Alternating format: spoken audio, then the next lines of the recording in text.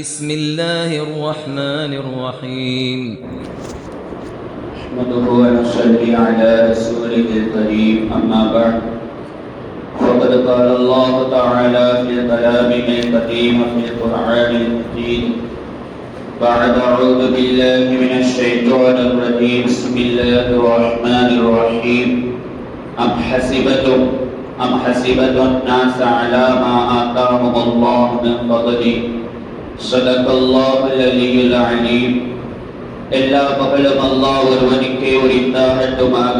அவனால் அனுப்பப்பட்ட கண்மணி நாயகம் ரசூலுல்லாஹி ஸல்லல்லாஹு அலைஹி வஸல்லம் அவர்கள் மீதும் அவர்களினுடைய குடும்பத்தார்கள் மீதும் தோழர்கள் மீதும் இன்னும் இம்மஜ்லிஸில் அமர்ந்திருக்கும் கேட்டுக்கொண்டிருக்கும் நம் அனைவர்கள் மீதும் அல்லாஹ்வினுடைய சாந்தியும் சமாதானமும் என்றென்றும் இன்றே என்றும் நிலவட்டுமாக. ஆமீன்.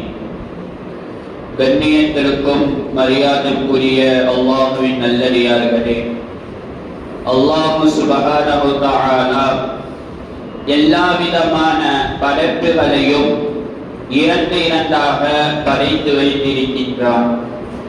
எப்படி பகல் இரவு என்று படைத்தானோ, எப்படி பூமி வானம் என்று படைத்தானோ, அதே போன்றுதான் நற்குணங்களிலும் நல்ல குணம் தீய குணம் என்று அல்லாஹு தஆலா படைத்து வைத்திருக்கின்றார்.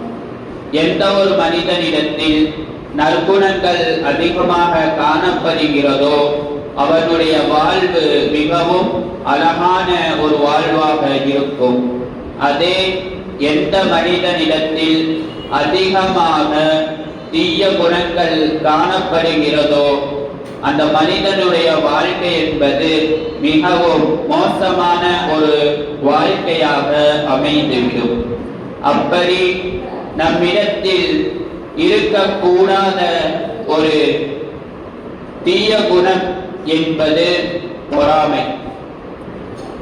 அல்லாஹ் சுப்ஹானஹு வ தஆலா ஒருவருக்கு வழங்கியுள்ள அருள் கொடைகளை பார்த்து எனக்கும் அதே போன்று வேண்டுமே என்று ஆசைப்படுவதுதான், பேராசைப்படுவதுதான் பொறாமை.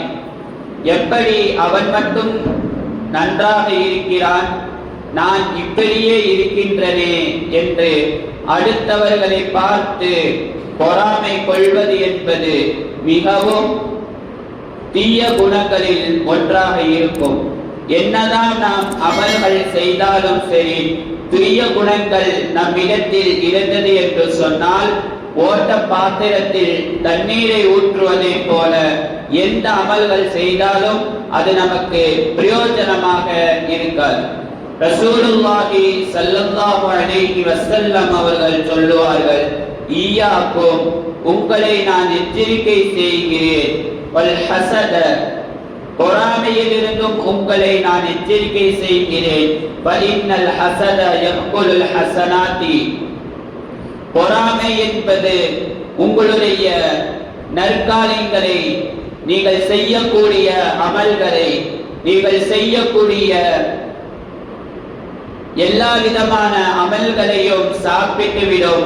கமா தஅகுலுன் நாருல் ஹதப, எப்படி நெருப்பு விறகு கட்டைகளை, மரங்களை எரித்து விடுகிறதோ அதே போன்றுதான் உங்களிடத்தில் பொறாமை என்று இருந்தால் அது உங்களுடைய நன்மைகளை அழித்துவிடும் என்பதாக ரசூலுல்லாஹி ஸல்லல்லாஹு அலைஹி வஸல்லம் அவர்கள் சொன்னார். எந்த அளவுக்கு பொறாமை கொள்வது கூடாது என்பதாக பார்த்தால், அல்லாஹ் பிறருக்கு அருள் கொடையை வழங்கியிருக்கின்றார், வசதிகளை வழங்கியிருக்கின்றார். நாமும் அவருடன் தானே பிறந்தோம். அவர் மட்டும் எப்படி நன்றாக இருக்கிறார்கள், நாம் எப்படி இப்படியே இருக்கிறோம் என்று நினைப்பது அது அல்லாஹ்வினுடைய பங்குகளின் மீது கோபம் கொள்வதாக இருக்கும். அது அல்லாஹ்வினுடைய அருளை விட்டும் நம்மை தள்ளிவிடும் என்பதாக இமாம் பெருமக்கள் எல்லாம் சொல்லுவார்கள். ஆனால் நல்ல விஷயங்களின் மீது பொறாமை கொள்வது இஸ்லாத்தில் கூடுமானதாக இருக்கும். அது என்ன நல்ல விஷயம் என்று சொன்னால், நம் பக்கத்தில் இருக்கக்கூடியவர்கள் அதிகமாக இபாதத் செய்கிறார்கள், அதிகமாக குர்ஆன்களை ஓதுகிறார்கள், அதிகமாக தான தர்மங்களை செய்கிறார்கள். அதை நாமும் பார்த்து நாமளும் அப்படி செய்ய வேண்டுமே என்று நினைப்பது பொறாமையாக இருக்கும். ஆனால் இது நன்மையினுடைய விஷயத்தில் கூடுமானதான ஒரு பொறாமையாக இருக்கும். ரசூலுல்லாஹி ஸல்லல்லாஹு அலைஹி வஸல்லம் அவர்களினுடைய காலத்தில் பெருமானார் அவர்களும் சஹாபாக்களும் ஒரு மஜ்லிஸில் அமர்ந்திருந்தார்கள். அப்போது பெருமானார் சொன்னார்கள், இப்பொழுது ஒரு மனிதர் வருவார், அவர் சொர்க்கவாசி என்பதாக சொல்லுவார். அதே போன்று ஒரு மனிதர் வருவார், ஒரு செய்வார், காலணியை கழட்டிவிட்டு அவர்கள் ஒரு ஓரமாக அமர்ந்து கொள்வார். பிறகும் இரண்டாவது நாளும் ரசூலுல்லாஹி ஸல்லல்லாஹு அலைஹி வஸல்லம் அவர்கள் இதே போன்று சொல்வார்கள், இப்பொழுது ஒரு மனிதர் வருவார், அவர் சொர்க்கவாசி என்பதாக சொல்லுவார். மூன்றாவது நாளும் இப்படியே ஒரு இதே விஷயத்தை சொல்லுவார். அங்கிருந்த ஒரு சஹாபிக்கு பொறாமை வந்துவிடும், ஏன் இவர் மட்டும் சொர்க்கவாசி என்று ரசூலுல்லாஹி ஸல்லல்லாஹு அலைஹி வஸல்லம் அவர்கள் சொல்கிறார்களே, இவர்கள் அப்படி என்ன அமல் செய்கிறார்கள் என்பதை நான் தெரிந்து கொள்ள வேண்டும் என்பதற்காக அவர்களினுடைய வீட்டிற்கு ஒரு சஹாபி செல்லுவார். அவர்களுமோ வீட்டில் அடைந்த பிறகு இந்த சஹாபி அவரிடம் போய் சொல்லுவார், நான் வழிபோக்கனாக வந்திருக்கின்றேன், ஒரு நாளைக்கு மட்டும் உங்கள் வீட்டில் நான் தங்கிக் கொள்கிறேன் என்பதாக சொல்லிவிட்டு அந்த இரவு அவர்கள் அந்த சஹாபி அந்த வீட்டில் தங்கி விடுவார். அவர்களும் இரவு முழுவதும் பார்ப்பார்கள், ஏதேனும் தனியாக இபாதத் செய்கிறார்களா என்பதாக பார்க்கிற பொழுது அவர்களும் எல்லாரையும் போல தஹஜ்ஜத் தொழுகுவார். மற்றபடி வேற எந்த ஒரு இபாதத்தும் இருக்காது. இதை பார்த்த அந்த சஹாபி அந்த நபரிடம், யார் ரசூலுல்லாஹி ஸல்லல்லாஹு அலைஹி வஸல்லம் அவர்கள் நீங்கள் சொர்க்கவாசி என்று சொன்னார்களோ, அந்த நபரை பார்த்து அந்த சஹாபி கேட்பார், ஓ மனிதரே, நான் ஒரு முறை ரசூலுல்லாஹி ஸல்லல்லாஹு அலைஹி வஸல்லம் அவர்களின் மஜ்லிஸில் அமர்ந்திருக்கும் பொழுது இப்பொழுது ஒரு சொர்க்கவாசி வருவார் என்பதாக சொன்னார்கள்.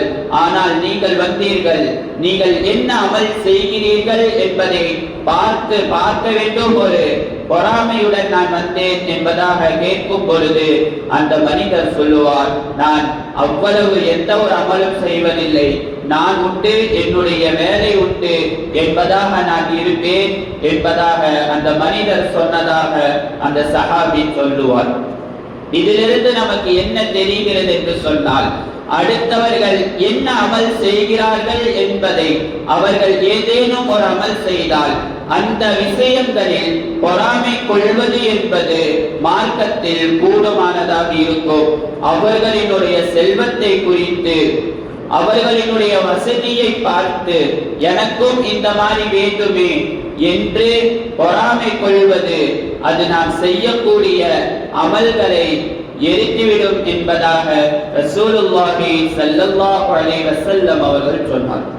இந்த தீய குணத்திலிருந்து நம்முடைய நஃப்ஸை எப்படி காத்துக் கொள்வது என்பதை பார்த்தோமேயானால், எப்பொழுது நம்முடைய மனதிற்குள் போதும் என்கின்ற ஒரு மனம் வருகிறதோ, போதும் என்கின்ற ஒரு குணம் வருகிறதோ, அப்பொழுதுதான் பொறாமை என்கின்ற தீய குணத்திலிருந்து நாம் காத்து கொள்ள முடியும்.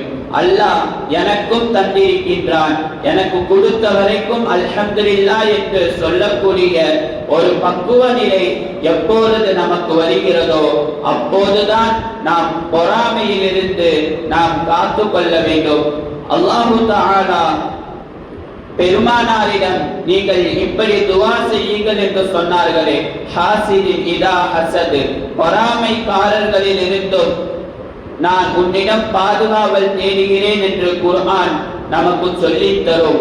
அப்படி பொறாமையில் படுவதில் இருந்தோம், பொறாமைக்காரர்களினுடைய பொறாமையில் இருந்தோம் அல்லாஹு தஆலா நம்மையும் நம்முடைய குடும்பத்தார்கள் அனைவர்களையும் காத்தருள் புரிவானாக. ரப்பனா தகப்பல் மின்னா இன்னக அன்தஸ் ஸமீஉல் அலீம் வதுப் அலைனா யா ரப்பி மௌலானா இன்னக அன்தத் தவ்வாபுர் ரஹீம்.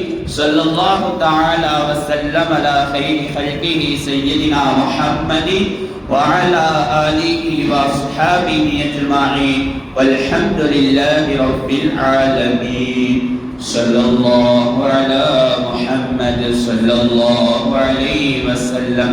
صلى الله على محمد صلى الله عليه وسلم. صلى الله على محمد يا رب صل عليه وسلم.